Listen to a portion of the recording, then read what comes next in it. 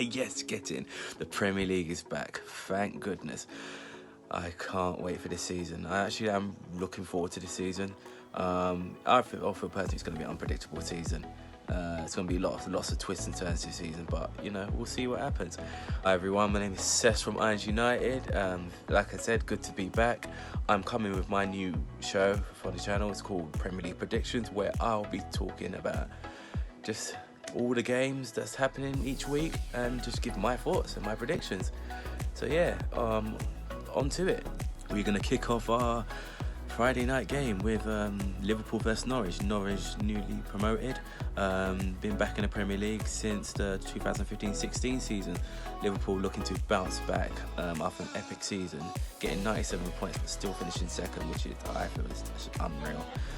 They're looking to challenge City once again, whereas Norwich are looking to try and establish themselves as a long-lasting Premier League side and not be typical yo-yo club, as they say.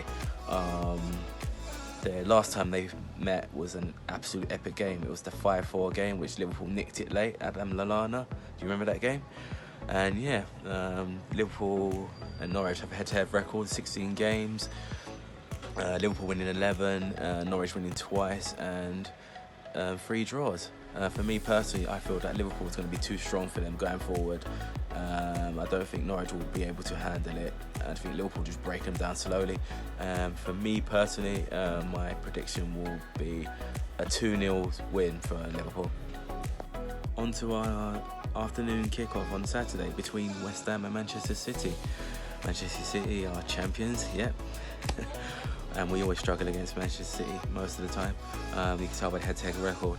We've only won 9 times against them, whereas City have won 21 times. We've drawn 6 times against them, But yeah. But on serious note, City they're one of the best squads I've seen in a very long time.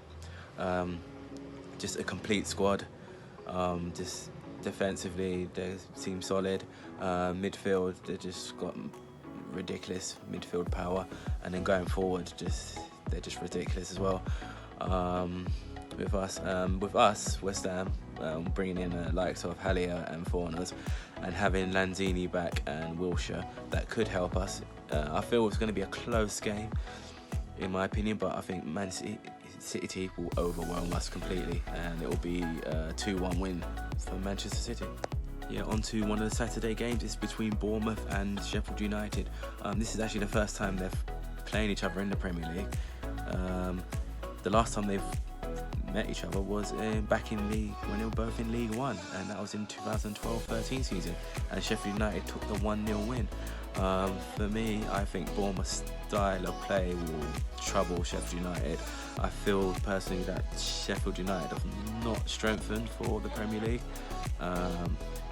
But saying that, it's an unpredictable league. You just don't know what's gonna happen. It's for me to say that they're not ready for the Premier League, blah blah blah, etc. The Bournemouth were in the same boat years ago, and they've become a very established Premier League side. So I'm just going by this hindsight, really.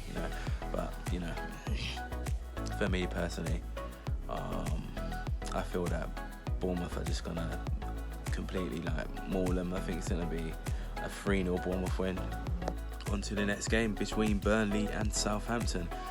And yeah, when you've got the saying, this has got draw written all over it. Yeah, I just feel this has got draw written all over it. I know by the head-to-head record, they played 8 against each other. Burnley won 3 times, Southampton won twice, and they've drawn 3 times. But yeah, them 3 draws have been the last 3 games. Sorry, excuse me about that. Those have been the last 3 games, all been draws. 0-0, 1-1 and 1-1. And with the last game they faced, it was Ashley Barnes that got the late equaliser, which made it 1-1. So now the question is, do I go for a score draw or a ball draw? And for me, I'm going to go with a score draw. I'm going to go with 1-1. And for me, I'm just going to go one better, and I feel that Che Adams is going to get on the score sheet. And for the next game, it's between Crystal Palace and Everton. The last time they met was boring 0-0 draw.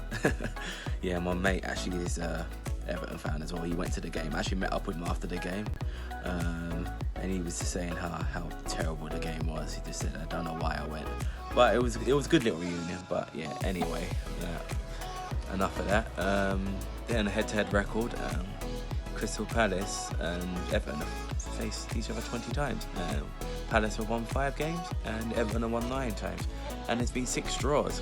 Palace have got Cahill in just to help out their defence, whereas Everton have got a backup keeper. They've landed Gomez on a permanent deal.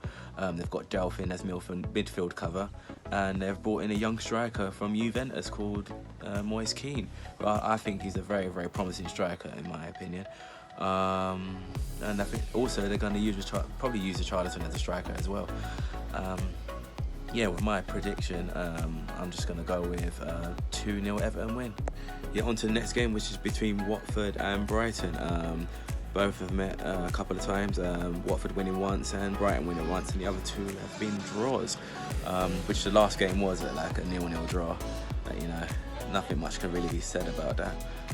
Brighton and Watford have got a couple of players in, a couple have departed, like the likes of Andy Knockard. He's left and gone to Fulham on loan. They brought in Neil Maupay from Brentford, Brighton that is.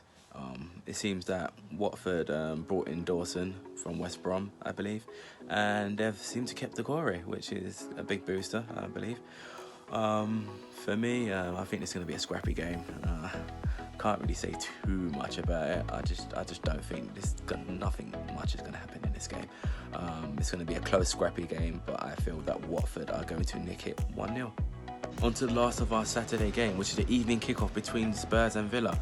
Villa are back in the Premier League after a horrendous 2015-16 season. Who remembers that? Finished on like 19 points or something. They've done the most business, in fact. Villa got so many players in. Seems to took the Fulham approach, and spend a ton of money. They've got the likes of Heaton, Mings, and a striker called Wesley. Whereas Tottenham, they've broke their record, their club record, I should say, bringing in Ndombele. He's a very promising player. I've seen him when he was at Lyon. He's an absolute beast. I don't really want to big up Spurs too much, but I must admit that was good business. But anyway, Spurs have won 19 of their games. Villa have won 14 times, and they've drawn 15 times. So it'll be interesting to see how Villa do and how all them players that they bought that will gel in. I don't think they will gel straight away just yet for me. So I feel that it's going to be a close game again, but I think Spurs will nick it 2-1. And now it's on to Sunday, and first of our Sunday game, that's between Leicester and Wolves. Remember their last game they had an epic encounter. It was a 4-3 win for Wolves when the Wolves nicked it in the dying seconds of the game when Yota nicked a 93rd minute winner. As I'm filming this right now, Leicester sold Harry Maguire for 80 million. He's gone to Man United. But yeah, they've seemed to have secured Talisman as well. That's pretty good on a permanent deal. And they brought in Jose Perez. So Leicester, they seem to have a solid squad at the moment. Wolves have got Dendoncker in on a permanent deal. And they've got the likes of Nato, Contron and Valero as well. If it goes by the game as last season, it's gonna be an incredible game, I reckon. I feel it's gonna be the same again, but this time I feel it's gonna be a score draw. It's gonna be 2-2, I think, in my personal opinion. So we're in for another exciting game between Leicester and Wolves. Yeah, on to the next Sunday game between Newcastle and Arsenal. Arsenal and Newcastle fought 48 times, Arsenal winning 28 times, Newcastle winning 10 times, and it's been 10 draws. Benitez has fucked off. He went to China and took Rondon with him, Italy's. Newcastle got a few players in. They got Yolinto in, and they got Alan St. Maximin. It reminds me a bit of Zaha in terms of how he plays. Onto Arsenal on the other hand, they seem to have no money, but all of a sudden they pulled out club record signing in Nicolas Pepe. So much having no money, and they brought a loanee in called Balos. He was a really, really good player in the under-21s in the Euros, if you didn't see him for Spain.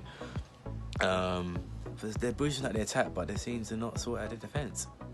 It's odd, but for me, even with that, I still feel that along with the last game, which ended 2-0 at Arsenal, I thought the same fate's going to happen. It's going to be 2-0 at Arsenal, in my opinion. On to the final game on Sunday between Man United and Chelsea. The last time that they met was a 1-1 draw, I believe. Man United have got their man. They've got Harry Maguire. They've also got Wan-Bissaka in to boost their defence. I still think they've got a lot to sort out, in my opinion, but it's a start. They also got Daniel James, a young winner that they got from Swansea. Lampard has come in from Chelsea with his new role. They got Kovac in on a permanent deal. Pulisic is about to make his debut as well.